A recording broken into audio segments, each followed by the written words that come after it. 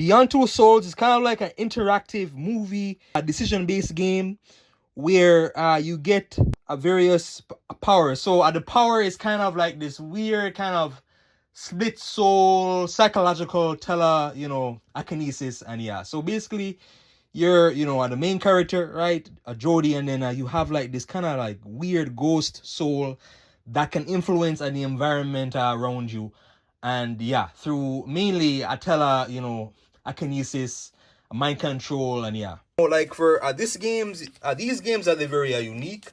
I don't really look at them as games. They're more of like an interactive kind of movie experience, and yeah. But some of them are very immersive, like Detroit Becomes Human, or what's the one that came out 2 years ago? A Quarry, the Quarry, a Heavy Rain, and yeah.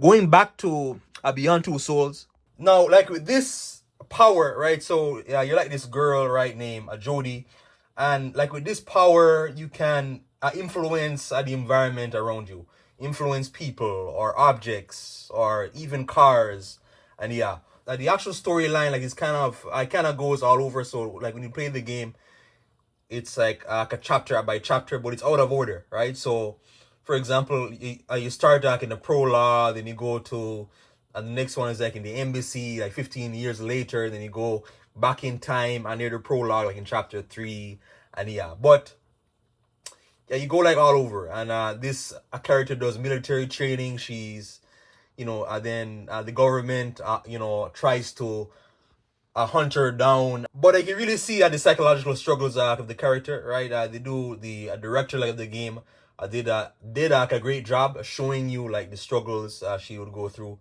and some moments where you can choose to use the powers, other moments where it is mandatory at use the powers to get you out of a certain sticky situation. Now, like with Beyond Two Souls, it's gonna have a decision based areas, right? So there is a one area like this area where you play as a teenage version of the character, and she goes like to a party, and then you can choose different dialogue choices, and yeah.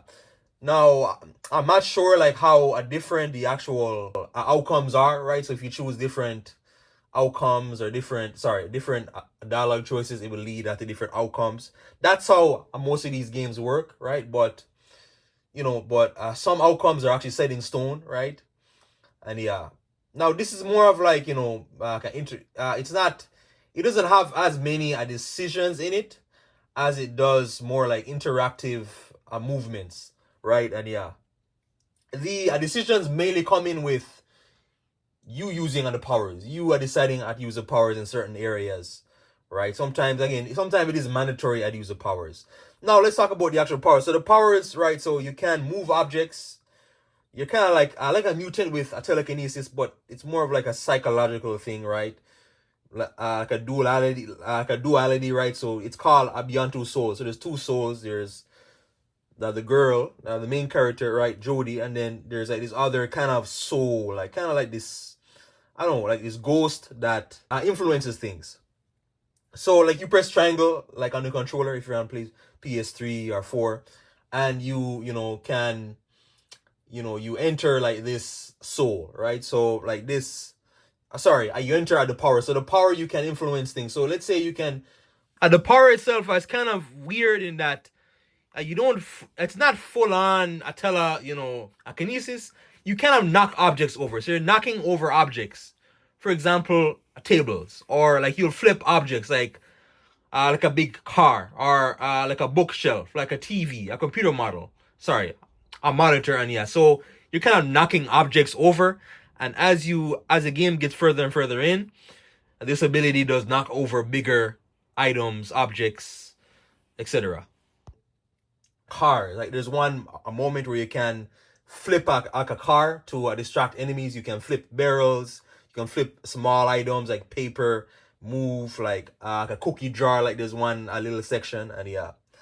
There's even things where you can control people. So it's kind of like a mind control thing, but only certain people is prone to this, right? So only some people are, right? There's one where like you're on where the government is hunting you down, then you can choose. There's specific SWAT agents that you can control to take out their own allies, right? And making it easier for you to get away. And yeah, you can also kill certain people like with this power, right? And yeah, now like with the power, right? So the game tells you, right? So the soul is called Aiden, and then Aiden basically goes about sometimes, right? So the game does a thing where explains it. So if you use the power too much, your character will get sick over time, right? Like your character will just get exhausted and tired. The ability does have like a mind of its own.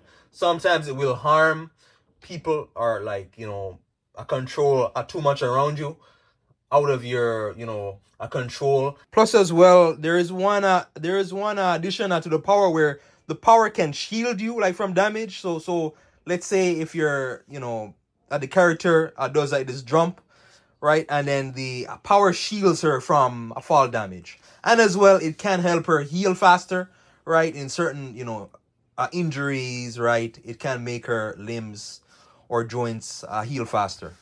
And yeah, now, Beyond Two Souls does have annoying segments in it, right? Like, I'm more so like, there's a lot of slow walking areas, lots of slow walking areas, right? Or slow walking segments where you're just pushing forward, like on the left stick, right? And the character moves very slow. And yeah, now, that is common, like in these games.